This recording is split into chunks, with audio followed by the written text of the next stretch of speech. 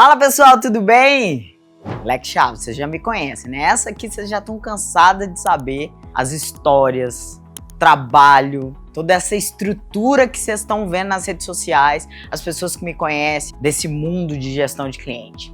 Só que hoje eu vim aqui para contar um pouquinho de um lado que nem todo mundo conhece. Quem sabe do quanto eu acredito nas conexões, não há nada mais profundo do que conhecer a história da gente. E engraçado que nas minhas palestras, treinamentos, sempre que eu vou me apresentar, eu tenho um slide que eu apresento primeiro a minha família. Eu, a Roberto, o Vitor e o Piastri. Por que eu faço isso? Porque eu acredito muito que as pessoas conectam com as histórias reais.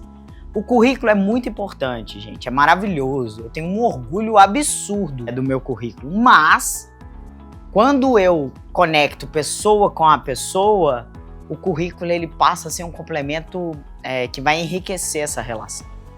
Então, quando eu falo um pouco em gestão de cliente, principalmente com os meus clientes direto, o que eu mais trabalho com eles é exatamente essa conexão. Por isso que eu acredito muito, e é a missão aqui da empresa, que é transformar pequenas, médias e grandes empresas usando a gestão de cliente através das pessoas. Então, por isso eu queria contar um pouquinho da minha história para vocês, né? Lá em BH, esse sotaque me entrega. Né? Eu sou mineira, sou de Belo Horizonte, vim para São Paulo já tem mais ou menos uns 8 anos que eu tô em São Paulo. Eu sempre confundo e a Roberta fica me corrigindo toda vez. Então eu faço mais ou menos 8 anos e vim para cá para fazer uma transição de carreira. Mas antes dessa transição, eu vou contar um pouquinho de quem eu sou. Quem me vê na frente das câmeras com essa naturalidade, não acredita, eu era muito tímida.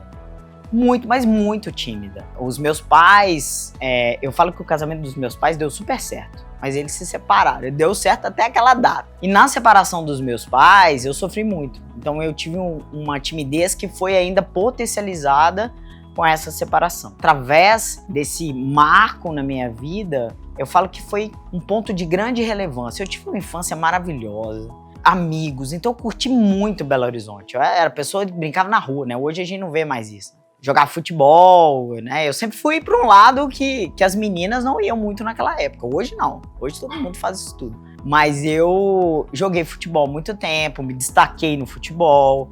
E meu irmão tem um ódiozinho disso, ó. Vou entregar meu irmão agora. Porque eu era escolhida primeiro que ele. Ele ficava possesso de raiva porque eu era escolhida primeiro que ele quando a gente ia jogar. Então, a minha infância foi incrível, maravilhosa. Mas o marco da separação dos meus pais foi um ponto. Ó, gente, vocês vão perceber que é vida real aqui. O Piastri vai aparecer aqui daqui a pouco e tá tudo certo, tá maravilhoso. Então, quando eu falo um pouco dessa época, antigamente tinha uma dorzinha, hoje não tem mais. Porque eu falo que nesse momento eu comecei a descobrir o meu propósito. Parece loucura, né? Eu tinha 6 para 7 anos, mas eu comecei a descobrir o meu propósito de vida. Eu fui pra terapia, a terapia foi sensacional, eu indico pra todo mundo, gente. Quem não faz terapia, faça, porque isso é libertador. E lá eu fui conhecendo a minha essência. Uma essência de uma pessoa que gosta de cuidar das outras pessoas, uma pessoa que tem uma escuta ativa muito grande, uma pessoa que tem um olhar pro outro, né? Eu consigo sentar na cadeirinha do outro pra sentir o que ele tá sentindo. Foi um momento de muita dor, mas que hoje, quando eu olho para trás, eu vejo muitas coisas na minha vida atual. E aí eu fui, e nesse momento eu entrei muito forte no esporte. Eu sou asmática, e aí, como todo asmático na minha época, ia para natação. Então era para curar a asma e ia para natação. Hoje a gente sabe que a natação piora o asmático. Eu comecei a conhecer o meu potencial, o quanto eu poderia fazer as coisas irem muito além. Por que eu falo isso, gente? Porque meu irmão é um cara muito extrovertido, desde pequeno. Então, existia uma comparação entre os dois irmãos. Ele falava muito bem, comunicava muito bem, e eu era mais retraída. E o esporte foi me dando um palco que eu não imaginava que eu podia viver, né? Então, me destaquei muito e decidi que eu iria fazer educação física. Então, a minha escolha pela educação física, para quem não sabe, eu sou formada em educação física, foi exatamente nessa época. Porque como o esporte me salvou, me trouxe uma coisa linda, eu queria transmitir isso também para as pessoas, né? Então, a partir dali, eu comecei a me dedicar muito ao esporte. Então, eu nadei, joguei futebol, joguei vôlei, mesmo com esse 1,5 m, tá, gente? Joguei vôlei, tá? Não é pra rir, não. Era levantador não tem problema, gente. Joguei basquete, eu fui destaque na escola em vários eventos que tinha, né? Olimpíada, aquelas coisas todas de escola. Joguei futebol, aí fui jogar profissionalmente, futebol de salão na época, hoje é futsal, e me destaquei muito, né? Cheguei à seleção, naquela época era muito fechado, né? Mas joguei futebol muitos anos ali. E amei, achava muito, muito bom, mas colhi os frutos de um esporte de alto rendimento. Cirurgia no joelho, machuquei o ombro, então um histórico de atleta. Não parece muito não, mas eu fui atleta, tá, gente? Não, fui muito bem. Eu mostro pro meu filho isso hoje, ele fica assim, não é possível, mãe. Não é possível assim. Então, quando chegou outro marco importante, foi o vestibular. Ô, gente, uma tragédia que é esse negócio na vida da pessoa. Eu tinha que passar, porque na minha época, uma faculdade era um grande diferencial no mercado, né? Você tinha que ter uma graduação, independente de qual seja. Apesar que na minha época ou era direito ou era medicina, né? As pessoas olhavam muito para isso. E eu fiz 2 anos de cursinho que foram traumáticos. Eu não conseguia passar no vestibular de jeito nenhum. De jeito nenhum. Então, assim, eu sabia matéria, eu estudava pra caramba, chegava na prova, eu tinha um bloqueio. Isso é muito culpa de um professor de matemática que eu tive na escola, Paulão. Nunca esqueço dele, que ele virava pra gente e falava assim, é só nivelar por baixo. Nivela por baixo que vai dar certo. Nunca dava certo, não passava. E aí no último ano, a minha mãe, a gente sempre viveu assim em condições bem restritas, né? Não passamos fome, nada disso, mas era uma vida bem regrada, não tinha muitos luxos, não tinha nada disso. E aí a minha mãe falou, minha filha, você tem que passar agora. Não vai ou vai, porque assim, tem que fazer alguma coisa. E isso foi uma pressão muito grande. Hoje eu tenho uma visão muito diferente sobre o estudo e pratico isso com meu filho, mas naquela época a gente tinha... Era o que tinha, gente. Então, sem choro nem vela. Só que aí eu fui fazer vestibular para um monte de coisa. Eu fiz vestibular para história, eu fiz vestibular para direito, eu fiz vestibular para psicologia, eu fiz vestibular para educação física. E foi muito louco, porque eu fui passando em todos. Eu passei primeiro para história. Fiz uma semana de história. Quando eu cheguei lá, Maquiavel, gente, eu e Maquiavel não somos amigos. Não, tem nada contra. Não deu, não dava. Era um estilo de vida muito diferente do que eu tinha. Imaginei o atleta, gostava daquele pessoal tranquilo, sabe? Que tinha uma vida diferente da minha. Mas eu tinha que passar, eu tinha que entrar na faculdade e pensei comigo. Eu sou estratégica desde pequena, tá? Se eu entrar pela história, eu vou tentando chegar onde eu quero dentro da universidade. Aí fiz uma semana de história e eu vou associar a minha avó, gente. Minha avó era maravilhosa, tá? Quando eu passei em história, minha avó sempre foi professora. Minha avó falou assim, eu cheguei em casa felizona, pô, passei no vestibular. Aí a minha avó, mais um vai morrer de fome. Professora vai morrer de fome. Eu falei, não, vó, não, ficou chateadaça. Aí na semana seguinte eu passei pra psicologia. Aí ela falou, agora sim, virou doutora. Agora deu tudo certo, maravilhoso. Aí ia começar a fazer psicologia, passei em direito. Aí ela falou assim, tá maravilhoso, agora você vai pro direito. Só que a última chamada, a última vaga da educação física saiu, gente. E aí, pergunta pra onde eu fui? Pro que eu acreditava. Aí minha avó falou que eu ia ficar pobre de novo, que eu ia voltar pra educação física. E aí eu peguei minha mãe correndo e falei assim, eu tinha que chegar, tipo, o resultado saiu, era 5 horas da tarde, eu tinha que estar na faculdade 6h30, minha mãe tava no consultório, minha mãe era médica, no consultório, eu cancelo as consultas, eu preciso estar lá, mãe, pra gente fazer a matrícula. Então eu fui a última vaga do último minuto. A pessoa que tava depois de mim tava esperando eu não chegar pra fazer a inscrição. Então assim, deu tudo certo aí. E na educação física, eu fui uma das melhores alunas da sala e eu me realizei, eu me encontrei ali, né? Adorava, estudava o que eu gostava, então eu acreditei muito nisso. E depois que eu me formei, a educação física você tem 2 vertentes profissionais, né? Ou você vai para a escola, ou você ia para academia. E o meu curso tinha as duas opções, né? Porque hoje tem, ou você faz um ou outro, né? A minha te dava a opção de trabalhar nos dois. E eu optei de ir para a área fitness, né? Entrei na academia, por quê? Vou contar. Quando eu fui para a escola, a minha madrinha ela trabalhava no estado, ela arrumou uma vaga no estado para eu trabalhar. E eu achei, gente, que eu ia mudar o mundo com a educação física. Que eu era a pessoa que ia, sabe, que ia transformar a vida das pessoas, principalmente da periferia. Cheguei lá, comprei bola e fiz o maior investimento. Não tinha nem recebido o primeiro salário, já tinha comprado bola, porque a escola era bem precária, assim. Na primeira aula, que eu joguei as bolas, assim, de handball, eu só escutei um tá! Falei, gente, o que é isso? Aí veio um aluno com a bola furada e a arma na mão. Professor, isso aqui a gente não faz. Aqui ou é funk, as meninas vão dançar funk e os meninos vão jogar futebol. Eu naquela hora, sabe quando o seu mundo cai? Meu mundo caiu ali. Eu falei, gente, o buraco é mais embaixo. E fiquei traumatizada, com aquilo, não queria mais voltar pra escola, mas ainda fui ainda. Então tive altos desafios. Você quer ver um desafio que eu tive nessa escola? E aprendi muito com isso, tá, gente? Sobre você trabalhar no que não é perfeito. Você trabalhar no que é difícil. Como é que você se reinventa em um ambiente que não é favorável às suas entregas. Eu fui muito aprendendo sempre e desde então sobre isso. Eu fiquei afastado um período que eu tomei um susto muito grande ali, né? Um aluno armado, aquela coisa toda. Riscaram meu carro, confundiram com o carro do professor de matemática. Gente, foi terrível lá. Mas eu aprendi muito. Mas o mais sinistro da escola não foi nem um tiro. Foi o dia que a diretora virou pra mim e falou assim, Leque, eles me chamavam de Letícia, né? Letícia, você vai ter que ficar 3 semanas com os alunos na sala de aula, no seu horário. Porque é como se fosse uma penalização para eles, que teve uma reviravolta na escola e eles penalizaram esses alunos com a educação física. A educação física teria que ser na sala de aula. Gente, pensa num desafio, pensa numa loucura. Então essa escola me ensinou muito. E lembrei de mais um fato que é muito importante. Quando chega na época das provas bimestrais, né, todos os professores ajudam. Então cada professor vai numa sala aplicar uma prova.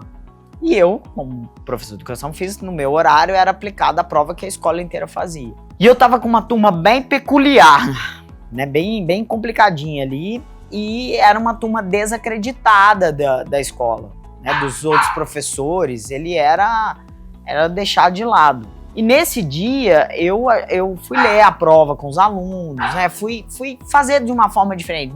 Não respondi nenhuma questão, mas eu acolhi eles de forma diferente ali. E para minha tristeza, uma colega de profissão entrou na sala, perguntou assim, não, Letícia, só a sua sala que não acabou as provas. Eu falei, não, mas eles estão fazendo. Aí ela olhou para a sala assim, eles? Não, eles não vão responder nada não, e tirou a prova dos alunos. Eu não esqueço disso. Então essa escola para mim, ela foi um divisor de águas, principalmente de como tratar o outro, de como entender as dificuldades do outro. E isso só foi enriquecendo a minha caixinha de ferramenta para lidar com as pessoas. Dentro da educação física, aí eu saí das escolas, desisti, falei, isso não é para mim.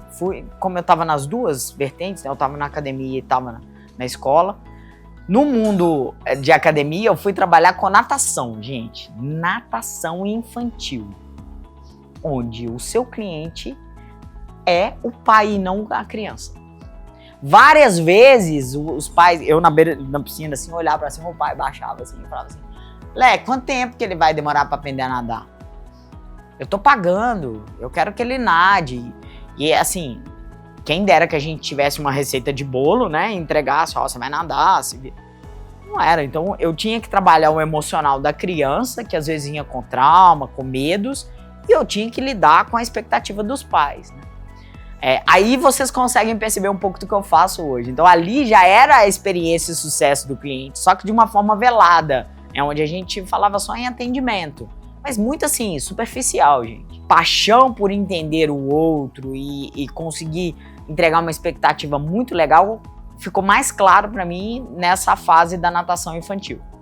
Além disso, eu fui trabalhar como personal com uma turma que ninguém queria trabalhar. Então eu trabalhei com diabético, eu trabalhei com pessoas que tinham problema de coluna, eu trabalhei asmáticos. Então eu fiz a minha pós-graduação, especialização em atividade física adaptada à saúde. Então tudo que que ninguém queria, porque tava o mundo fitness bombando, os personagens bombando, todo mundo foi aquele efeito manada para quem era saudável, bonitão, gostosão da academia, eu fui para um lado que ninguém olhava. Me diferenciei nesse olhar e eu comecei a ganhar dinheiro diferente das outras pessoas. Porque eu conseguia fazer pequenas mudanças na vida dessas pessoas, que não era só o físico, era a pessoa conseguir nadar uma piscina inteira, era a pessoa não conseguir levantar e sentar sem dor, era uma pessoa conseguir realizar pequenos detalhes na sua rotina diária que fazia total diferença. Então, esse lado foi muito bom, então me destaquei muito como personal. Então eu tinha essas duas vertentes, a gestão, que era uma coisa que eu amava dentro da educação física, e tinha essa parte de entregar esse sucesso mais personalizado, né? Para cada um tinha um estilo de entrega, não era uma ficha de treino, né? Porque na minha época era ficha, tá? Agora é treino. Você tem um treino bonitinho, você tinha sua fichinha ia lá no fichário, pegar seu treino e fazer. Esses olhares, tanto da escola, que eu trouxe aqui um pouquinho falando, e da gestão, me colocaram nesse mundo que eu comecei a gostar muito de negócio, olhar para o negócio. E aí eu tive o primeiro baque da educação física. Que louco, né? Que eu olhei para o mercado e falei assim, gente, ou eu abro a minha academia, ou eu tô fadada, porque não existia nenhum professor mais velho, mais do que 40 anos, dentro de uma academia. Eu falei, minha profissão ela tem início e fim. Eu entro na faculdade com 18, 20, com 40 eu tenho que aposentar, porque não tem ninguém ali. Ou eu abro a minha academia. E eu nunca quis abrir uma academia, nunca. Porque eu gostava desse outro lado, né, de ser uma ajuda, uma consultoria, né. E aí foi quando surgiu um convite para entrar na primeira empresa que eu tive, a não ser do personal, que eu me considerava uma empresa como personal, e eu fui convidada para ser consultora dentro dessa empresa que atuava na gestão de academias. A gente tinha 3 pilares, a área técnica, a área de marketing e vendas e a área administrativa. E eu me especializei na área administrativa. Eu adorava organizar a casa, organizar os processos, organizar as pessoas, mas a gente tinha um viés todo. Então, eu entrei como funcionário e depois me tornei sócia dessa empresa. Esse é o segundo boom da minha carreira, porque eu fui do céu ao inferno nessa empresa. Então eu aprendi demais. Empreender não é fácil. Por isso que eu sei a dor dos meus clientes, porque eu já passei por isso. Então a gente cresceu muito, cresceu rápido, sem estrutura. A gente tinha muitos clientes, colocamos pessoas para trabalhar de forma sem pensar no que ia ser e a gente quebrou. Quebramos e eu perdi tudo. Perdi minha casa, perdi minha liberdade, perdi meu nome, que era a coisa mais importante do mercado, mas eu aprendi muito. Então, todos esses baques que a vida veio me dando, em vez de eu ficar lamentando, chorando, eles foram impulsionadores. Tem um livro que eu li, e eu recomendo muito, que é do Flávio Augusto, Ponto de Inflexão. Esse livro, ele fala exatamente isso, que a sua vida, você vai ter momentos em que você vai precisar dar um salto e que às vezes vai ter um vale que vai te levar para um lugar muito legal. Você que está disposto a pagar o preço para ir para a próxima etapa, né? Para você que está aí querendo viver a vida só lamentando, não vai funcionar e tem muita gente assim, tá? E eu dou umas catracadas, gente. Aqui não é só historinha linda, não. Eu falo a verdade. Vocês sabem disso. Então, quando chegou nesse momento que a gente quebrou, que a gente estava muito mal, perdemos tudo, eu vim para São Paulo. Então, nesse momento, eu fiz a minha transição de carreira. Na época da consultoria, e eu sou muito curiosa, eu fiz especialização, eu fiz um MBA em gestão de pessoas. Porque eu sempre acreditei que o caminho para a entrega era através das pessoas. Era saber colocar as pessoas no lugar certo, com a estratégia certa que acontecia. Então a gente teve muito sucesso fazendo isso, mas muito. E as pessoas desacreditavam um pouco nisso, né? Porque vender era mais fácil, gente, do que é hoje. A venda era muito fácil, era muito recorrente, todo mundo estava ali. Estava num momento em que o dinheiro estava fluindo, não é um momento em que o consumidor não pensava muito ali. Ele ia lá, eu quero, e comprava. E a gente ainda, associando isso tudo que aconteceu comigo, tem essa mudança de comportamento de consumo, né? Então as pessoas começaram a olhar muito para as coisas e assim, tudo que você entregava valor muito claro, as pessoas desejavam aquilo, né? Então a gente começou a fazer isso. Um dos principais pilares que a gente tinha quando a gente entrava nas academias não era só vender um plano anual, porque né, era muito plano anual. Hoje a gente tem recorrência, mas era um plano anual onde às vezes a pessoa dava 12 cheques ali para poder ser cliente da academia. E a gente começou a trazer uma preocupação que ninguém tinha, que é, beleza, como é que eu vou fazer esse cara não cancelar? Que a gente começou a olhar para isso, porque o mercado começou não é só vender, o cliente não quer só ficar aqui, né? O atendimento tinha que ser diferente. Eu falo que a academia é uma caixa de tortura. E era vendido desse jeito, né? Você chegava lá, domingo à noite você decidia que você ia começar a malhar. Segunda-feira você tava na academia com a roupinha nova, todo bonitão. Entrava pra fazer uma avaliação física numa sala fria, onde a pessoa virava assim, você tem que emagrecer 20 quilos. Cara, o seu sonho acabava no primeiro momento ali. Então não tinha uma preocupação grande na entrega de valor, na entrega... Não tinha. Depois você saía dali, você ia pra zona de tortura, que era o salão de musculação. Né? Eu consigo associar um campo de terror muito grande da academia. Porque aí o professor vinha, montava o treino pra você, vinha aquela coisa maravilhosa. No outro dia você não andava. No outro dia você não respira. Você não pode tossir. Porque ele fazia o treino pra ele, não pro cliente. Então são pontos que o mercado já dava insights que tipo assim, o cliente quer outra coisa. O cliente quer fazer outro caminho. E aí a gente consegue ver essa diferenciação. E isso me incomodava muito. Porque era assim, gente, a gente tinha um software, que eu vou chegar nesse software, porque eu dei esse gancho, porque eu vou chegar nesse software de novo. Tinha um software onde você fazia prescrição para o seu cliente, né? E eu usava muito esse software nos 3 âmbitos da academia, tanto no marketing, tanto no administrativo, quanto na parte técnica, para gerar uma experiência diferente. E quando acabou tudo que eu falei, não quero ficar em Belo Horizonte mais. Aí você me pergunta, por quê? Não sei. Não sei, porque eu queria ir embora. Eu vinha muito para São Paulo, para os eventos da área fitness, porque aqui era o boom, né? Aqui era onde estavam os melhores profissionais, as melhores empresas, uma visão nova de mercado. Belo Horizonte está muito pequeno. E eu queria fazer uma transição, porque eu vi que eu queria trabalhar com gente, né? Então tentei ir um pouco para a área de tecnologia dentro de BH, mas era muito fechado. Aquele jeitinho mineiro, fechadinho, né? Você é filho de quem? Quem te indicou, né? E eu não tinha essas costas largas, então não deu certo. E aí uma grande amiga me ajudou, eu vim para São Paulo, eu tenho muita gratidão por ela. Aí eu vim para São Paulo e comecei a fazer consultoria aqui. Eu vim numa segunda, na sexta eu já tinha 3 consultorias para trabalhar aqui. Então eu sou apaixonado pela cidade. São Paulo é minha vida, gente. Todo mundo disse, você é louca. Eu falei, louca eu sou mesmo, eu amo isso aqui. Adoro São Paulo. Meu coração tem um pedaço de Minas e um pedaço de São Paulo tatuado. É isso. Meu filho veio muito pequenininho, né? A Rô também. Meu filho fala, uai, mano. Olha que top isso. Uai, mano. Né? É um negócio muito... Então, esse software que a gente usava na academia, ele começou a me dar uma visão de experiência e sucesso do cliente. Mas eu não sabia que era isso não, tá, gente? Eu só fui entender depois que eu fui estudar sobre isso. Mas olhando para trás, fazendo as caixinhas, me dá essa clareza muito grande, assim.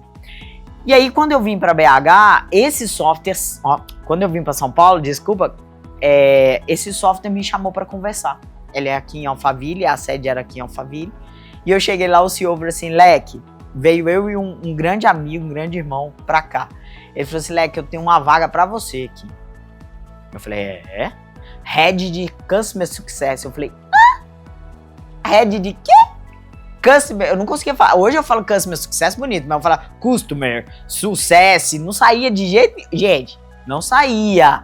Eu falei, gente, o que é isso? É de comer ou de passar no cabelo esse negócio? Como é que é esse negócio? Aí ele foi me explicar, eu falei, cara, ele falou assim, é exatamente o que você faz usando o nosso software com os seus clientes de consultoria, que é o seu cliente aqui compra mais, ele fica mais tempo e indica. Eu falei, olha, que legal. Então, toda a amarração da minha vida me trouxe para o sucesso do cliente, experiência do cliente. Desde a minha infância, isso foi acontecendo e eu consegui perceber essa mudança. E, por incrível que pareça, eu não entrei de cara nessa empresa. Esse meu amigo entrou eu estava com muitas consultorias, continuei fazendo consultoria, mas depois eu voltei para essa empresa. E quando eu entrei, estava caótico, assim, sabe?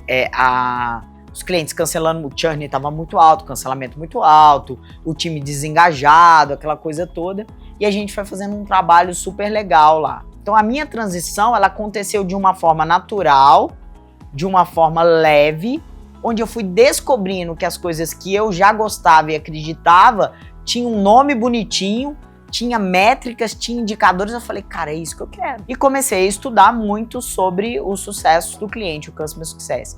E aqui em São Paulo tinha uma comunidade muito forte, né? Eram poucos profissionais que estavam nessa área, que são até hoje muito unidos nisso tudo, né? Trabalham muito forte. Então eu fui acolhida numa cidade diferente, com uma profissão diferente, com uma estratégia diferente. Aí trabalhei por 2 anos na W12, que foi uma escola para mim, hoje é uma multinacional. Eu participei dessa transição, mas o mercado estava muito aquecido e eu saí da W12 para realmente, aí eu fiz a minha transição de carreira. E aí eu fui para um software de contabilidade, gestor de tarefas contábeis, que foi o Gesta. Eu entrei na RedSpark e lá era um produto que era o Gesta, que se tornou uma empresa. Olha que coisa mais louca isso. E lá o meu desafio, diferente da primeira empresa, que era o sucesso, a experiência do cliente, o desafio era como é que a gente ia crescer de forma escalável, porque ele tinha acabado de receber um aporte, entrou uma rodada de investimento e a gente tinha que planejar esse crescimento, completamente diferente do que eu estava.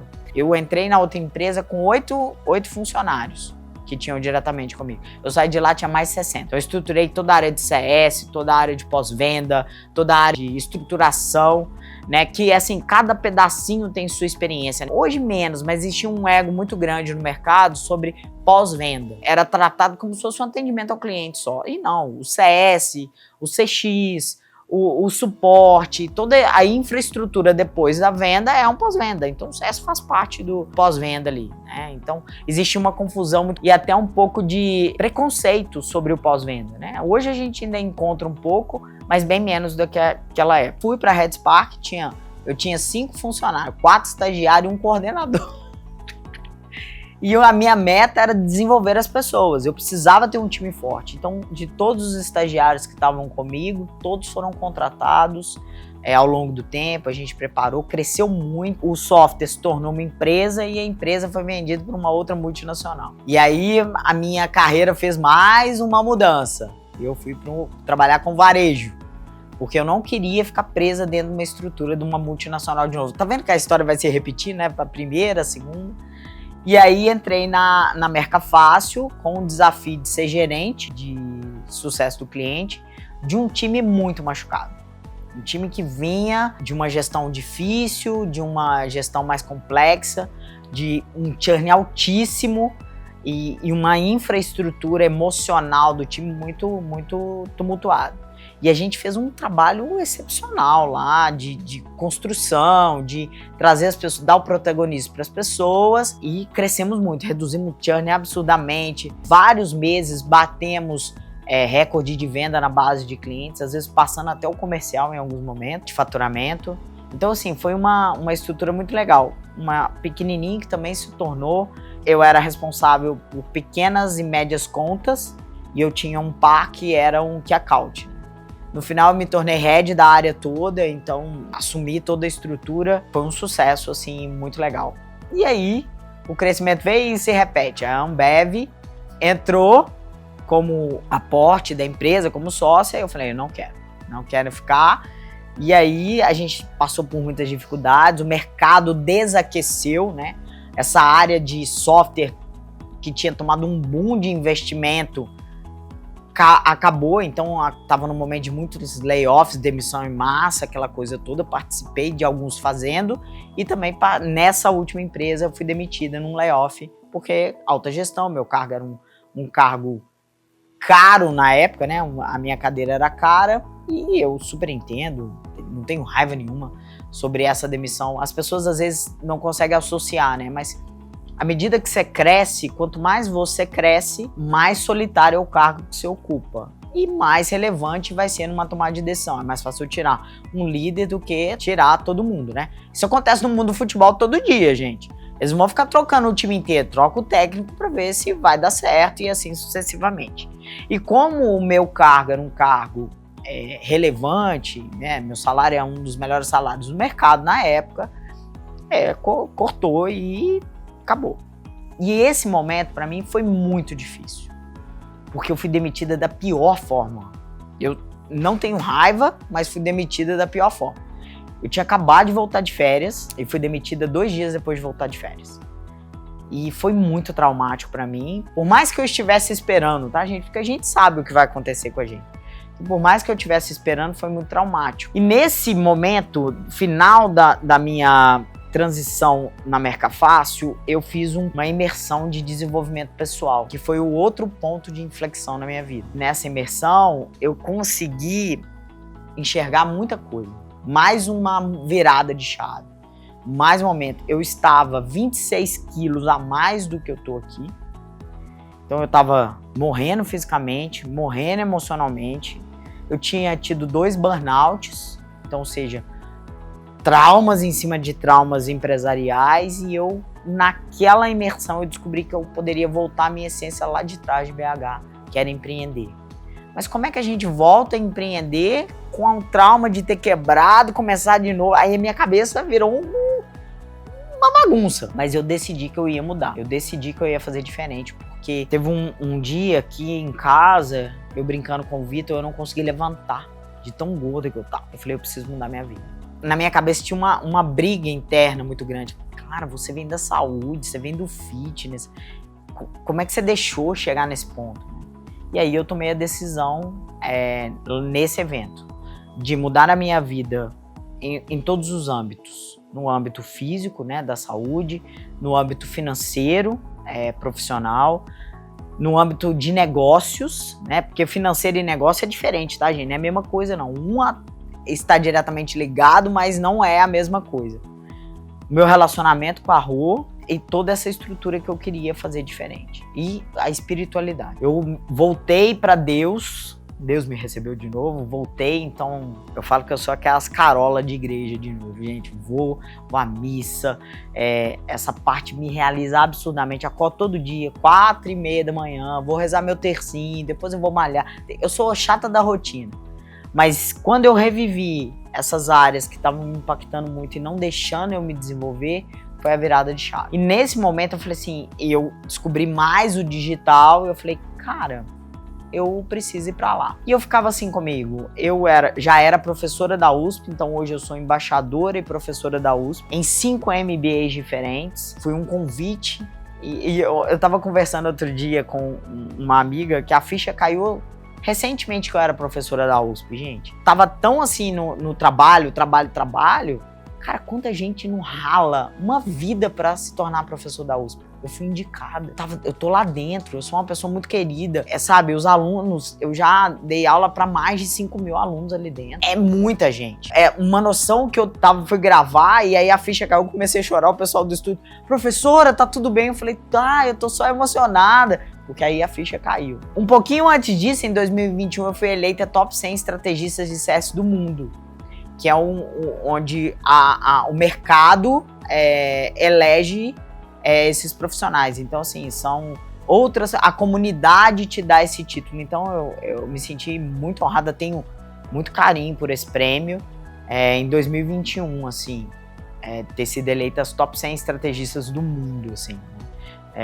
Tem alguns lugares que falam, top 100 estrategistas do Brasil. Eu falei, não, melhor isso aí, meu filho, foi do mundo. Me dá o Word aí, que foi demais.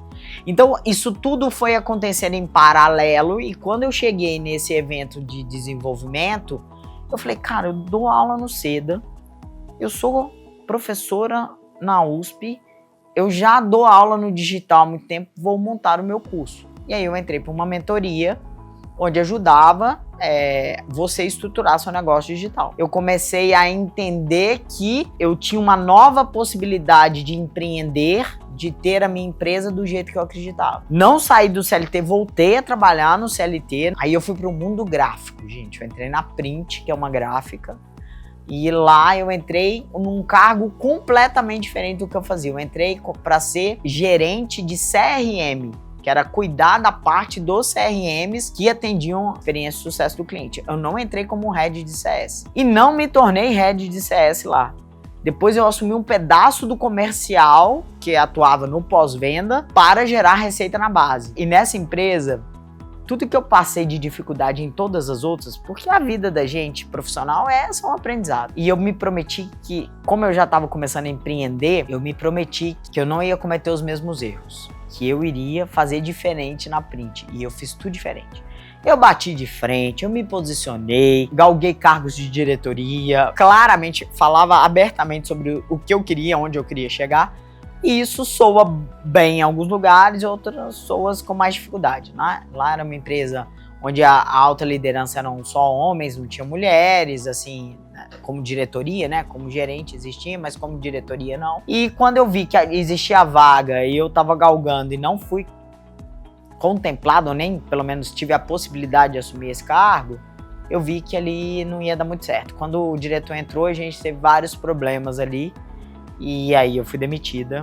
Mas eu já sabia que eu ia por esse caminho, porque eu me posicionei assim. E aí eu falei com a Rô, vou entrar, vou voltar, porque a gente precisava da grana, mas vamos nos preparar para essa transição. O mercado já estava dando sinais de que o espaço para mim, mulher, com mais de 40 anos, se posicionar e ter um cargo de alta relevância, o que eu queria, era mais difícil. Tanto que quando eu saí, eu tinha muita dificuldade nas entrevistas de emprego, porque o mercado se posicionou num salário cada vez mais baixo, com uma capacitação muito alta. E não condizia, né? E aí eu falei, o mercado não vai, eu não tô conseguindo, eu vou abrir meu negócio e vou galgar isso da minha forma. E foi a melhor coisa que eu fiz, que aí quando eu saí da Print, a empresa já estava bem estruturada, eu já estava vendendo no digital as formações, continuava dando aula na USP, no CS Academy também entrou, então eu tava nos dois ali, trabalhando como professora, e isso foi me dando base ali para poder estruturar a empresa. E em maio de 2024, eu lancei a Lex Chaves, a gestão e consultoria. Eu já tinha empresa de consultoria, já tinha tudo, mas nessa estrutura e nesse formato, em maio de 2024, coincidentemente, no mês do meu aniversário, nada acontece por acaso. Redesenhei a empresa toda, onde eu comecei sozinha, cresci com sustentabilidade. Lembra como eu quebrei lá atrás? Cresci com mais sustentabilidade, redesenhei todos os processos, me posicionei como uma empresa que atua para clientes de high ticket. Então eu não queria, a minha escala era diferente, então eu queria fazer diferente. Eu fui buscar esses clientes e lancei ela em maio, no dia 1º de junho eu estava com o meu primeiro cliente. E aí foi um sucesso atrás do outro, e no primeiro ano de empresa a gente faturou mais de R$1 milhão aí, de forma muito legal, recorrente e sustentável, né? Então eu vi que eu poderia viver o que eu acreditava dentro do mundo do empreendedorismo e ser empresário, assim. Porque existe uma diferença, tá, gente? Em empreender e ser empresário. Não necessariamente você é os dois. Eu posso ser empresária investindo em uma empresa, mas só investidora, ou eu posso ser empreendedor onde eu empreendo nessa empresa, onde eu trabalho, onde eu faço acontecer ali. E hoje eu faço as duas coisas na Lex Chaves. Olhando para o meu ecossistema hoje, começou uma empresa e virou uma estrutura muito grande que a gente tem hoje. Então, quando eu lancei a Lex Chaves, eu queria fazer consultoria. E aí foi mais um ponto de inflexão. Todo mundo me criticou.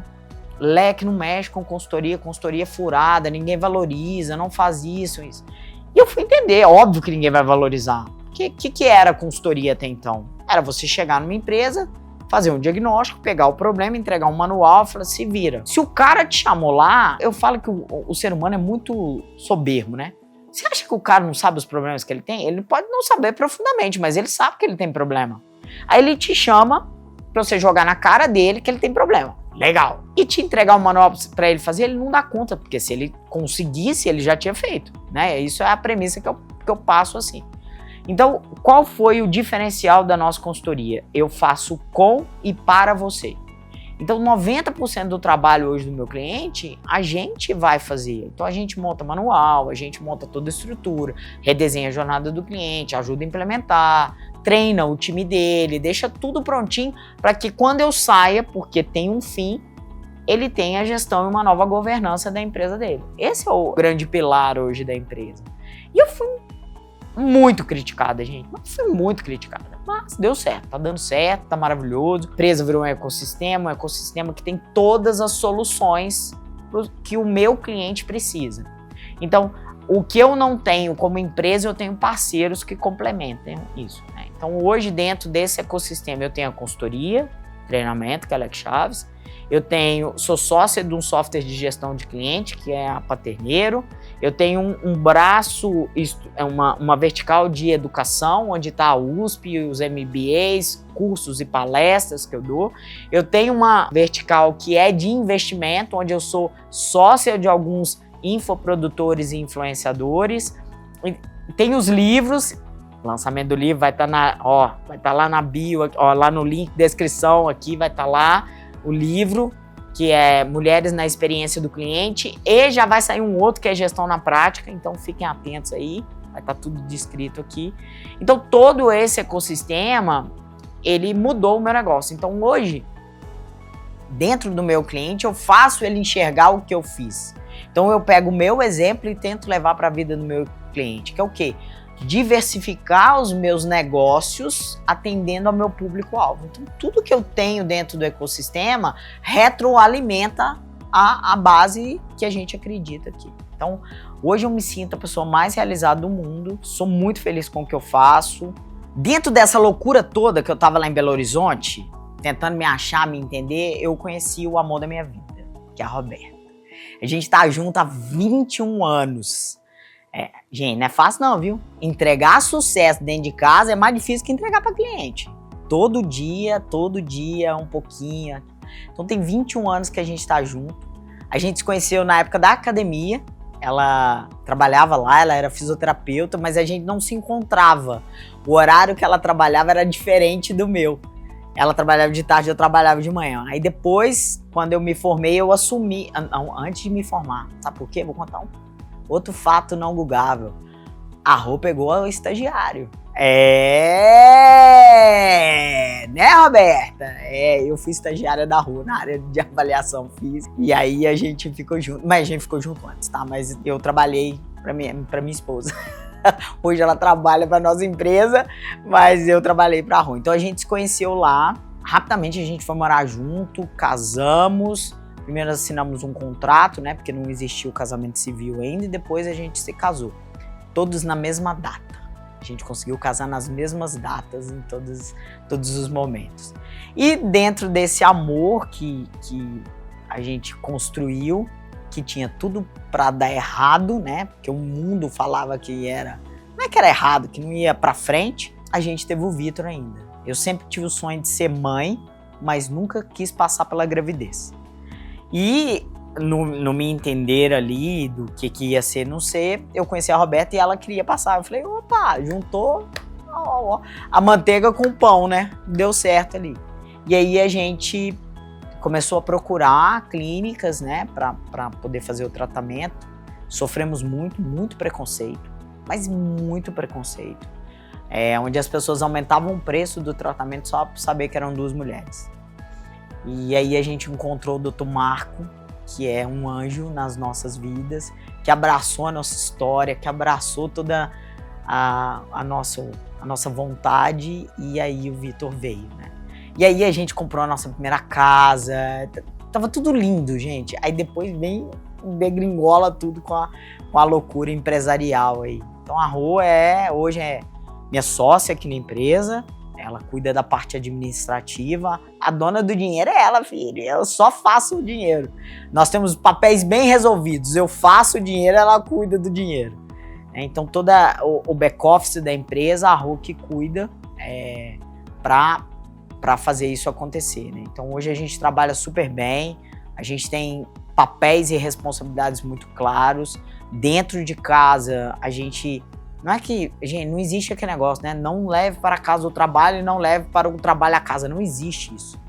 Mas a gente tem um cuidado muito grande em não pesar demais as coisas, né?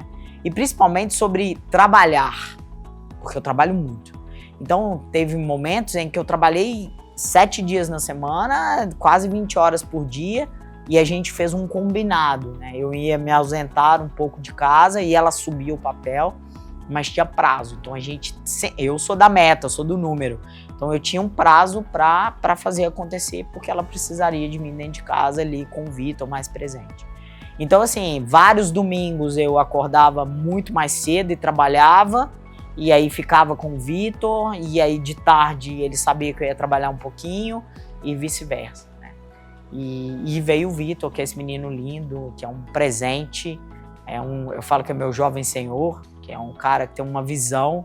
Eu falo que eu sou adolescente, ele é o adulto da casa, brincadeira. Mas ele é muito responsável, eu acho que ele vê isso muito aqui. É um menino que adora viajar, adora comer bem, então é um menino diferenciado aí, né? Teve um caso dele que a gente foi no restaurante e aí o garçom veio comer no Kids e ele virou e falou assim, não, eu não quero esse menino. Eu não quero não, eu quero o cardápio normal e pedi um risoto de frutos do mar. Aí o garçom olhou pra mim, olhou assim, é isso mesmo, mãe? Aí eu falei, ele tá pedindo, eu só quero uma porção menor, porque ele não vai comer um prato inteiro.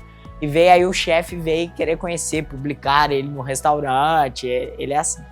Então ele é um menino, adora kart, adora velocidade, a gente ama a Fórmula 1, então é um menino incrível. Então esse bastidor vocês já estão um pouco acostumados de ver a Rô e o Vitor aí, mas essa história não é uma história, não é uma aventura, é uma história muito, muito bonita. E sabe o que é louco dessa história?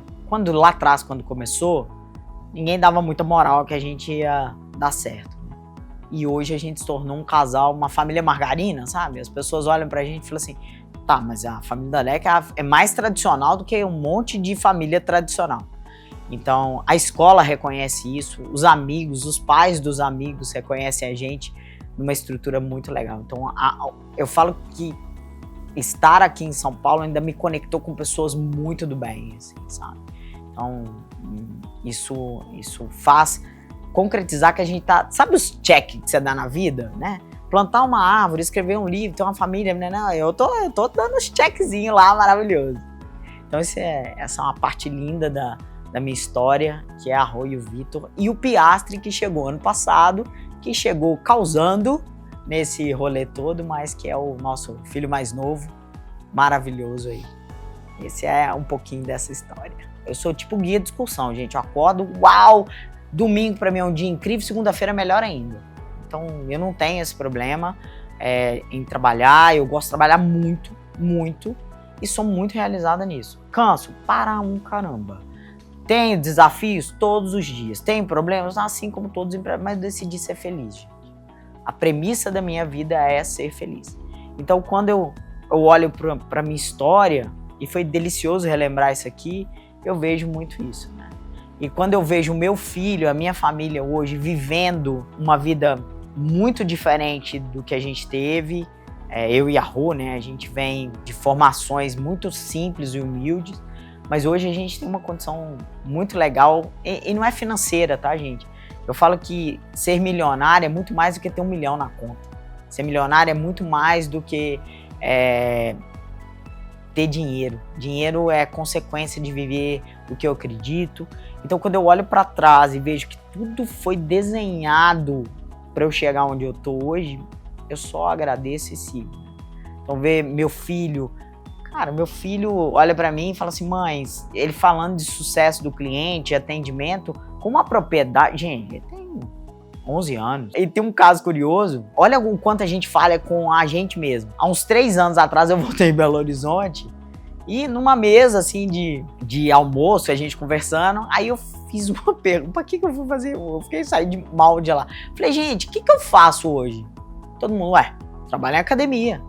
Já tinha feito a minha transição há muito tempo, já estava no CS, as pessoas não sabiam o que eu fazia. Então, eu coloquei isso na minha cabeça que eu preciso falar cada vez mais sobre o que eu faço. Então isso é uma dica aí para vocês. Falem mais e mais sobre o que vocês fazem e se realizam, principalmente para as pessoas que estão próximas a você. Se as pessoas que estão próximas não entendem, imagina quem está lá na frente, não entende nada. E eu ainda falando Customer Success, ninguém entendia bulufas, né? Então, e eu tenho um depoimento de uma aluna minha, vários alunos falam isso, mas que me marcou muito, que ela virou e falou assim, Leque, você fala de uma forma que a gente entende. Então, assim, ficar rotando siglas, né? Porque o mundo do cliente virou um jogo de letras, né? Churn, NRR, isso, aquilo, é uma loucura. Quando você traz isso para a realidade das pessoas, lembra da foto? Lembra de quem eu sou? Aproxima e desmistifica todo esse contexto aí. Então essa é a LEC que vocês não conheciam, é essa que vocês já conhecem, contando um pouquinho mais aí do ecossistema, do que vem pela frente, tem muitas novidades, aqui a gente não para, time crescendo, a empresa crescendo, o ecossistema crescendo, então essa é a estrutura. Então vem muita coisa legal pela frente, mas espero que a história tenha tocado um pouquinho em cada um de vocês aí, para mostrar principalmente, gente, que é possível. A gente consegue, a gente só precisa acreditar na gente. Não espere que o outro te dê parabéns, não. É você e com as pessoas que realmente vão fazer a diferença. Então, pessoal, vocês estão aí, curte, clica, compartilha, vamos fazer mais pessoas felizes, deixa eu multiplicar o amor aí. Aqui vai ter muito conteúdo, a cada 2 semanas a gente vai lançar um vídeo novo, com temas, com curiosidades, com várias coisas relacionadas à experiência, sucesso e vida real, vida do empresário, a vida do empreendedor, sem nada de diferente. Então, nas redes sociais, @LecChaves, mas tá tudo descrito aqui embaixo. Esse time incrível que tá cuidando aqui, eles são maravilhosos. Vai estar tudo aqui. Então a gente se vê no próximo. Até mais!